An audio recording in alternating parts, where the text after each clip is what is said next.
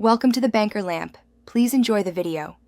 You begin by validating hardware and immediate settings. Plug the headset, then open OS sound settings to verify input and output levels, adjust gain so peaks aren't clipping. Once done, close apps that grab the mic, like Discord or browsers, because they can lock the device.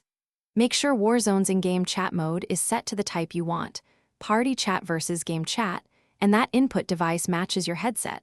This prevents conflicts before deeper troubleshooting. Now you dive into Warzone's audio options and platform privacy. Open the in-game audio menu and explicitly pick your mic device, then raise voice chat volume and lower mute threshold so others can hear you. On console, go to Privacy or Network Settings and enable voice communication. On PC, confirm app permissions. Next, set push-to-talk or voice activation carefully. If your threshold is too high, teammates won't hear you. These steps fix common mismatches and finish by addressing network and systemic causes. Check your NAT type, open or moderate works best, and forward Warzone ports or enable UPnP on your router. This reduces packet loss for voice packets.